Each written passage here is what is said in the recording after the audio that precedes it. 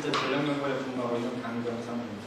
오늘 저는 용융 탄산 연료전지 발전 시스템에 효율을 미치는 영향에 대해서 그전까지 해왔던 구성과 운전 조건들, 그리고 특별히 압력 조건에 대해서 우리가 어떻게 고려할 수 있는지 좀 생각해 보겠습니다. 일단 프레젠테이션은 다음과 같은 순서로 발표하도록 하겠습니다. 사이클 템포라는 연료전지 관련 소프트웨어를 이용해서 MCFC 시스템, 카보네이트 퓨얼 서비스, 용융 탄산 연료전지의 개념 설계하는 것에 대해서 간단히 보고요.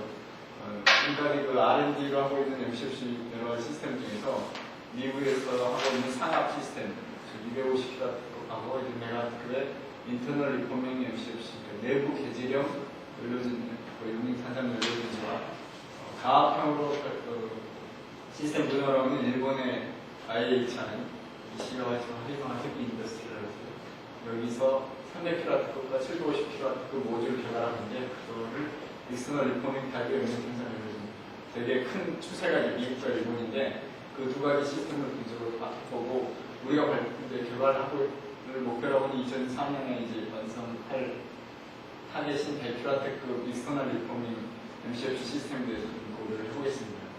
그리고 이제 그 각각에 대해서 그전에 여러 가지 변수들에 대한 분석을 했었는데 거기에 대한 시스템 분석 효율에 미치는 압력에 대한 효과를 좀 봐보고요. 그 다음에 저희가 지금 개발하고 있고 또 해보려고 하는 그 상하된 익스터널 리포밍 MCFC 시스템을 새롭게 디자인 분류판을 가지고 한번 고려해보는 거, 거기에 대해서 잠시 시뮬레이션 결과를 가지고 이야기해보도록 하겠습니다. 일단 익스터널 리포밍 MCFC 시스템은 연료전지에 공급되는 연료를 익스터널하게, 외부적으로 개질을 시킨 후에 그 개질된 연료를 용융 탄산 시스템에 공급을 하는 시스템입니다. 그래서 그 시스템을 간단히 보면 다음과 같이 심플하게 되겠습니다.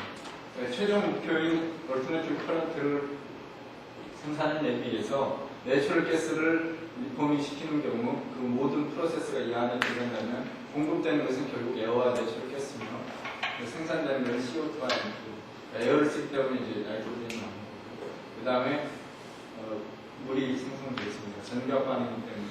일단 뭐 잘 아시는 반응이지만 결국 연료전지는 물분해 역반응으로 생각하시면 되니까 결국 연료와 수소와 공기가 들어가서 물이 생성되는데 탄산형 연료전지 때문에 CO2하고 공기를 쓰기 때문에 나이트로젠, 그리고 인버터를 이하는 내지를 했기 때문에 DC에서 AC로 바뀌어서 전류가 생산되는 그런 시스템입니다.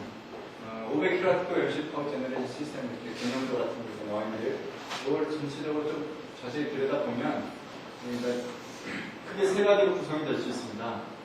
퓨얼 프로세서라고 해서 아까 개질기라고 말씀드린 그 외 여러 가지 파셜 오키데이션, 스팀 리포밍 내지는 오토터멀 리액션 등 여러 가지 퓨얼 프로세서를 통해서 내추럴 가스나 그 밖에 여러 가지 하이드로카본 연료를 수소로 만드는 하이드로전 리치 가스를 만드는 과정이 있고요. 그 다음에 에너지 컨버터라고 해서 여기 퓨얼 셀입니다. 여기에는 이제 여러 가지 그 저항 요소가 있는데 연력학적인, 그 다음에 볼티지, 커런트, 일렉트로케미컬 리액션, 히팅 밸브들을 계산해 줄 수 있는 퓨얼 셀이 이곳에 들어가게 되고, 거기에 이제 DC 파워가 생산이 되면 파워 컨디셔너라고 해서 인버터 같은 거를 이제 여기 달면 우리가 쓸 수 있는 AC 커런트가 나오게 됩니다. 대부분 100메가와트까지 99%의 인버터 효율을 보이고 있고요. 저희가 쓰고 있는 25나 100kW급은 93%부터 효율이 되기 때문에 이 후단의 에너지 컨버전 효율은 상당히 높은 편이라서 요전 단계까지 효율만 잘 계산해내면 효율을 상승시키면은 좋은 에너지 효율적인 기기가 될 것 같고, 특별히 연료전지의 가장 큰 그 특징 중에 하나가 효율이 높다는 장점으로 소음도 있고 환경적인 요소가 있지만, 또 한 가지는 이제 연료는 이런 루트를 통해서 가고요. 공기는 연료전지에 통해서 반응한 후에 유스풀 히터라고 해서 퓨얼 프로세서나 연료전지에서 나온 전기화 반응이 발열반응이기 때문에 고온이 열이 나오는데 그거를 이용해서 히트워터나 플랜 유니버스 시스템을 사용해서 환경 친화적이고 또 대열하는 시스템까지 구성을 할 수 있습니다. 그 시스템 구성들이 이렇게 모듈화돼서 개발을 해나가고 있습니다. 전력연구원에서 개발하고 있는 MCFC 시스템의 지금 개발 사례인데요. 93년부터 100W급 스펙을 시작해서 2kW급, 그 다음에 7kW급, 25kW급, 소형 초스펙이라고 해서 장수만 좀 변화시킨 6kW급 아웃을 했고요. 저희가 타겟이 2001년부터 2004년까지는 100kW급인데 지금까지는 개념 설계와 상세하게 도는 지금 있습니다. 간단히 베트럴킨 MCU 시스템의 프로세스 플로우 다이어그램을 보시면 연료전지 스택이라는 게 있고 퓨어 프로세서인 리포머를 통해서 내추럴 가스가 공급된 것이 대질화되어 수소 가스가 이쪽으로 에너지 가스로 공급이 되고 또 여기 노란색 안 보인다만 공기가 컴프레서를 통해서 연료가 된 후에 컴버스터나 내지는 부거 장비를 통해서 반응하고 남은 에너지 가스를 옥시데이션 시켜서 CO2 리치 가스로 만들어져서 햇소도에 공급됩니다.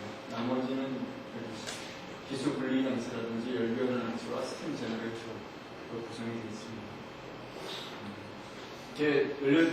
MCFG 시스템을 보면 아까 방금 PFD에 보셨듯이 여러 가지 기기들이 구성돼서 좀 복잡한 경향이 있는데요.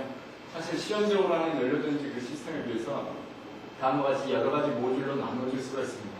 이러한 가장 큰 요소는 이제 시스템 효율을 높이기 위해 650대 공원에서 작동한 열을 회수하기 위한 장치와 또한 고온에서 열을 반응하기 위해서 그 전에 퓨어 프로세스에서 온도를 높이기 위해서 또 열을 여기서 공급을 해줘야 되는 장치 이런 걸 이렇게 이제 계속적으로 연계해서 가장 시스템 효율을 높이다 보니까 이런 식으로 됐고 또 이렇게 시스템 효율을 높이기 위한 이런 구성을 하다 보면 가압이나 뭐 이런 압력에 대한 조건들을 고려하게 됩니다. 거기에 대해서는 좀 뒤에 자세히 말씀드리기로 하고요. 익스터널 리폼이 외부 개질된 용융 생산 연료전지 시스템이 이렇게 크게 제가 좀 나올 수 있을 것 같습니다.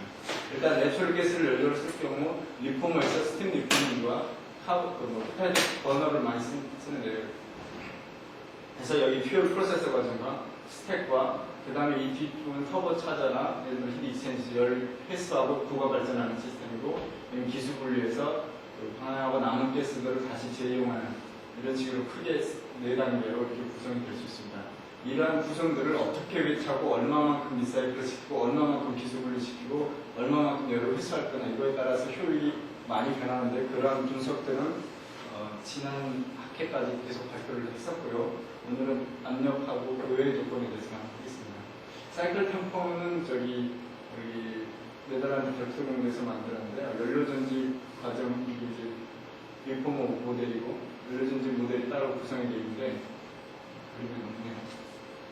폴게스파이어도 있고 그래서 연료전지 이런 프로세스 자체를 단위 기기들을 아스펜이나 프로토나 뭐 하이시스나 나머지 기기들은 뭐 열 교환기라든지 유저 디파인 모델로 만들지만 이 자체 내에서는 여러 가지 연료전지 종류에 따라서 이렇게 모델이 만들어져 있기 때문에 저희가 발전 시스템 플랜트를 구성해서 효율 분석하는 데 이용한 도구가 됩니다. 특별히 터빈이나 컴버스터나 그 외에 이런 가스 터빈 같은 모델들이 굉장히 실제 데이터랑 굉장히 맞게 돼 있어서 이용하기 편리하다고 생각됩니다.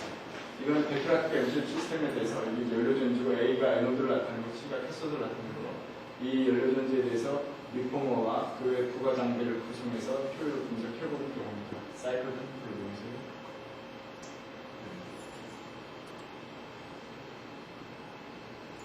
이게 저희 베트라틱 시스템 사이클 템플을 분석해서 빨간색이 퓨얼이고 파란색이 에어고 이 주황색이 워터인데요. 이렇게 이제 시스템적인 전체 P&ID 같은 구할 수가 있고요. 숫자가 좀 작습니다만 100kW급인 경우는 공급되는 파워가 303.5kW고 생산되는 게 113.5kW여서 그 다음에 또 보조적으로 사용되는 게 이제 보조적으로 사용되는 게 36.5kW고 총 생산된 게 여기서 빼는 게 이제 76 정도 됩니다. 그래서 그 열 효율을 계산을 해보면 22.3%, net efficiency 한 15% 정도 되는 걸 알 수 있습니다. 이런 거에 대해서 시스템 에피션시에 대해서까지는 분석을 했던 것 중에 하나가 과연 그 용량이 늘어나면 시스템이 얼마만큼 효율이 늘어날 건가 해서 100kW급부터 1MW급까지 단위로 늘렸을 때 각각의 리사이클률은 이제 스택 온도를 유지하기 위한 조건으로 만들었고 변화시킨 거고요. 각각에서 효율은 그로스 이피션시 경우 45%를 약간 상승하다가 47% 정도, 즉 용량이 이렇게 크게 늘어나도 크게 그다지 효율이 늘어나지 않는 걸 알 수 있고요. 그 다음에 시스템 타입에 대해서 4가지로 나누는데 히트 익스체인지 네트워크를 완전히 잘 구성할 경우, 그 다음에 에노드 오프 가스를 사용하는 경우, 하이 템퍼러처 블로우를 사용하는 경우, 터보 차저를 위해서 부가 발전하는 경우 각각 4경우에 대해서 각각 시스템 구성에 따라서 효율이 굉장히 많이 형성됨을 알 수 있습니다. 그래서 시스템 에피션시에 오히려 영향을 주는 거는 저희가 기존에 생각했던 용량만 늘리면 될 거라는 거 아니고 용량을 늘림에 따라 부가적으로 할 수 있는 여러 가지 시스템 구성에 의해서 효율이 늘어나는 걸 지금 생각할 것 같고요. 이제는 이제 다른 여러 전지 그 발전 시스템에 따라서 그거에 대한 특성과 거기 나름대로 그 효율적인 의미를 가보도록 하겠습니다. IHI로 일본 중공업 회사인데요. 300kW PA 익스터널 리포밍 MCF 시스템을 이렇게 구성을 하고 있습니다. 이게 상당히 컴팩트해서요. 크기는 뭐 이 정도 되는 것 같은데 여기에는 이제 예를 들면 스택과 여러 가지 리사이클 블로어라든지 그 다음에 퓨어 프로세서하고 블로어 뭐 이런 걸 다 이렇게 큰 박스 내에 구성을 하려고 하고 이 사람들이 온통 이런 가압 용기에 넣었던 거는 이 사람들이 이제 가압 4K 그러니까 4바에서 운전을 할 수 있도록 장비를 구성했고 간단히 PF를 보시면 이제 여기가 예를 들면 스택이고 그 다음에 공기는 컨버스터를 거쳐서 열교환된 다음에 캐소드에 공급되고 연료는 이렇게 프리히터를 거쳐서 리포밍 된 다음에 반응되고 도의의 히터드 컨버스터를 통해서 남은 연료가 타고 그게 이제 평판형 리포머의 버닝 연료로 쓴 다음에 블로우를 통해서 캐소드로 다시 공급되고 나오는 게 이제 터보 차들 통해서 부가 발생하고 스팀 제너를 통해서 스팀도 만들어주고 나가게끔 아주 심플하게 구성이 됐습니다. 이게 300kW급 일상한 리포머 MCF 시스템입니다. 그 다음에 700kW급을 또 개발하고 이게 두 개 스펙을 넣어가지고 아까 장비처럼 이렇게 요게 아마 이제 그 분산전원의 가장 작은 단위로 만들어서 이걸 여러 개 쌓아가지고 메가와트급 뭐 수백 메가와트급을 만들려는 분산인 것 같습니다. 또 여기에 이제 PFD는 다음과 같은데 뭐 비슷한 시스템으로 구성이 되어 있고 캐소드에는 공기가 공급되고 에너지에는 연료가 공급이 돼서 히터 컨버터를 통해서 나오는 연료가 캐소드에 다시 공급되고 부가적인 버너를 통해서 가스 터빈을 쓰는데 이거는 이 앞전 기술에 비해서 다른 게 12기압에서 운전을 합니다. 그래서 가스 터빈을 연계해서 운전하기 위해서 가압으로 만들어서 효율을 향상시켰습니다.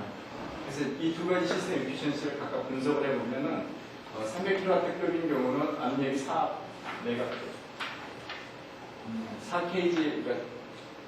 4기압에서 운전이 되는데 내추럴 가스를 쓰고 효율을 따져보니까 43%인데 이러한 효율이 300kW급으로 이렇게 나오는 이유는 아까 말씀드린 터보 차저를 통해서 에어 컴프레서 양을 줄이고 반응하고 나온 가스를 이용해서 다시 컴프레서를 시키는 데 도움이 되게끔 했죠. 750kW급이면 12기압에서 운전하는데 47%더 효율이 좀 높은 거는 가스 터빈을 이용해서 부가 발전하고 보호압이라는 장점이 있습니다. 하지만 저희가 LNG 운전을 해보면은 몰튼 상태에 각각 전극 반응이 있고 전해질이 있기 때문에 가압으로 갈수록 운전이 어려워지는 건 사실입니다. 하지만 가압으로 갈수록 컴팩트해질 수 있는 장점이 있습니다. 그와 더불어 이제 반대로 미국에서는 아예 상압적으로 그 방향을 바꿔가지고 그쪽으로 개발을 하고 있는데 이쪽은 아예 내부 개제형이라고 해서 인터널 리포밍 타입을 추구하고 있고요. 그 안에 그 적층되는 각각 셀 내부에 리포머 촉매를 적층해가지고 아예 그 내부적으로 배질이 시킨 다음에 그 열까지 이용하는 시스템입니다. 그래서 압력은 상압이고 연료는 역시 내추럴 가스인데 아까 본 그림보다 250kg, 1메가와트급에 대해서 효율이 그 IH보다 약간 더 높습니다. 그러니까 모델 이름이 이렇게 되고요. 이러한 가장 큰 이유는 가압이 아니기 때문에 블로우로만으로도 공기를 공급할 수 있어서 부가적인 발전에 필요한 연료, 파워가 줄어드는 장점이 있어서 그렇습니다. 각각에 대해서 이제 저희가 그 압력에 대한 그 전극의 길이에 대해서 각각의 그 압력, 온도와 압력에 대한 영향을 봐보도록 하겠습니다. 일단 저희가 생각하고 있는 것은 전극 면적을 늘리고 그 다음에 전극 수를 늘릴수록 전극의 면적을 늘릴수록 각각 그 대용량이 되는데 거기에 따라서 여기가 그 전극 면적이 늘어남에 따라서 100, 이게 단위전지라고 하는 거예요. 아주 18, 10cm짜리 145cm 면적을 갖는 단위전지에서부터 6000cm 제곱, 지금 100kW급에 쓰이고 있는 이유인데 거기에 따라서 맥시멈 템퍼러처는 다음과 같이 750도를 넘게 됩니다. 그리고 단위전지는 690도. 그 다음에 다이내믹 프레셔도 역시 전극 면적이 길어짐에 따라서 이렇게 굉장히 직선이 아닌 거리로 이렇게 수록하게 되는 거예요. 그 다음에 이제 T민이라고 해서 들어가는 입고 온도를 먹고 그렇게 균일하지 않습니다. 크게 변화가 없고 여기서 한 가지 알 수 있는 것은 전극 면적이 늘어나고 적중수를 쌓아서 이 온도에 대한 조건들을 극복을 해야 되는데 저희가 인풋 온도를 550도 선으로 유지를 해주기 때문에 전극 분리판 내에서 온도 차가 많은 날수록 서머 스트레스도 많이 받고 그 온도 불균형에 의한 여러 가지 문제점이 일어납니다. 그런 문제점을 해결해서 우리가 지금 조건을 제시하고 보면은 출고 온도가 700도, 즉 680도 이내에 들어오도록 운전을 하기 위한 가이드라인을 정하고 있습니다. 그 압력에 따른 각각의 그 차압과 온도에 대해서 봐보시면 이게 디멘전리스 그 일렉트로 디스턴스인데 예를 들어서 각각의 압력을 운전 압력을 1기압, 15기압으로 할 경우 온도가 압력이 압력이 높으면 들어가는 가스가 많기 때문에 내각 효과가 있어서 15기압 정도 되면 680도 내에 충분히 들어오게 됩니다. 그래서 아까 IHR에서 했던 그 12기압짜리 온도는 여기 보시면은 680도 이내 이런 조건에서 되고요. 그 다음에 차압 같은 경우는 전극 내에서 압력이 상압의 경우는 굉장히 일부와 출구 압력이 차이가 많게 됩니다. 가압은 거의 차이가 없는데요. 압력이 낮기 때문에 그만큼 일부와 스택 내에서 걸리는 차압들이 모두 다 거의 그대로 다 걸린다고 보시면 되겠습니다. 이러한 압력 조건에 따른 템퍼러처 프레셔 영향에 저희가 좀 차로 계약 좀 고려한 게 이런 건데 기존의 분리판에 이 가운데 면이 없습니다. 그래서 들어오는 가스가 이렇게 돼서 여기서부터 여기까지가 전극 길이고 그 길이가 길수록 차압도 많이 걸리고 온도가 많이 차이가 나서 550도에서 들어온 게 여기 이제 700도가 넘어가면 이 두 온도 차이가 150도에서 200도까지 올라가게 되면 이제 여기서 심하게 찌그러지든지 열분포 해석에 의해서 뭐 이렇게 성능에 장군제 나쁜 영향을 미치게 되는데 저희가 새로 개발한 거는 새로 생각해낸 거예요. 저희 버터플라이 세퍼레이터를 해서 안에서 중간에 이런 걸 하나 더 만들어서 이쪽에서 빨간 게 이제 에노드 가스고 파란 게 캐소드 가스라는 이렇게 양쪽을 하면 정등 면적은 줄어든 대신에 총 정등 면적은 거의 비슷하게 되고 오히려 이걸 좀 내리면 더 정등 면적이 늘어나게 되고 길이가 짧아지기 때문에 차압도 덜 걸리고 온도도 덜 올라가는 거예요. 그래서 이제 이렇게 한번 쌓아보는 게 어떨까. 기존에 이 중간계 없을 때는 이게 인풋이 아웃풋이었는데 중간계 들어가서 양쪽으로 나눠지는 시스템이 됩니다. 이런 모델, 이런 거에 대해서는 일단 시뮬레이션 결과를 한번 해봤는데요. 모델 도면은 다음과 같이 중간에 가스가 올라와서 양옆으로 가스가 반응하고 나아가는 거죠. 캐소드와 에너지맨, 그리고 캐소드 가스는 공개가 될 때는 좀 구멍이 크고요. 인넷 가스랑 아웃넷 가스에 대해서 템퍼처 디스트리뷰션 한번 봐봤습니다. 일단 이게 맨 아래판이고 맨 위판인데 그 이렇게 쌓은 것 중에 중간에 잘랐다고 생각하시면 되고요. 가스가 1이 들어가서 1이 들어가서 1이 나오는 기존의 시스템은 들어가는 온도가 550도일 경우 나오는 온도가 720도까지 분포가 됩니다. 그래서 차이가 150도 정도 되는 거고요. 이게 이제 분리판을 중간에서 가스를 풀었을 때 맨 아래판과 맨 위판인데 여기 지금 빨간색이라고 봤지만은 그 소프트웨어 상으로 그냥 파란색, 빨간색으로 스케일을 나누기 때문에 그런데 여기 보면 670도 정도 됩니다. 즉 여기에 반 정도 길이이기 때문에 반 정도 길이에 해당하는 노란색 부분은 675도 분포가 되니까 이걸 이렇게 잘라서 보신다고 생각하시면 됩니다. 그래서 온도 분포는 670도로밖에 안 되고 가스 다이내믹스를 다음에 보시게 되겠지만 전극 면적이 늘어남에 따라 기하로 수적으로 늘어나기 때문에 그 전기키가 반을 줄 경우는 차압이 반 이상으로 생겨납니다. 각각에 대한 온도 분포에 대해서 좀 더 자세한 설명을 나타내주겠습니다. 이게 이제 제가 아까 고려했던 우리가 100kW 시스템에 대한 스펙을 이렇게 한 건데 3기압으로 운전하는 조건으로 지금 정상적으로 지금 설치 예정이고 시험 하려고 하고 있는데 요거에 대해서 저희가 상압에 대한 고려를 했을 경우 브루스 이피션시는 약간 이게 더 높은 거는 3기압에 의해서 스택에서 성능이 있기 때문에 그런데요. 그 다음에 넷 이피션시가 이게 더 큰 거는 공기 컴프레서 압력이 여기에 필요한 게 3바이기 때문에 거의 상압이기 때문에 줄어서 이게 더 높습니다. 그래서 총 효율은 저희가 부가적인 열을 이용하면 65%까지 달성하고 있지 않을까 이렇게 생각합니다. 결론적으로 플라네터리 이펙트에 대한 900kW급 MCF 시스템에 대한 효율에 미치는 영향을 받고요. 그 다음에 세 가지 MCF 시스템에 대한 효율을 분석해 본 것 같고, 그 다음에 패서빌리티 상압의 외부 계지령 용인생산 연료 시스템에 대해서 버터플라이 세퍼레이터를 쓰면은 다음과 같은 장점이 있는데 상압 가압이 아니라서 상압이기 때문에 운전이 쉽고요. 그 다음에 또 시스템이 간단해져서 토탈 코스트가 줄게 되고 맥시멈 템퍼러처랑 맥시멈 프레셔 디퍼런스가 작아지게 되고 그 다음에 브레이크로드 제조에 있어서도 폭이 좁기 때문에 쉽게 만들고 그래서 높은 효율을 구할 수 있습니다. 네, 이상입니다.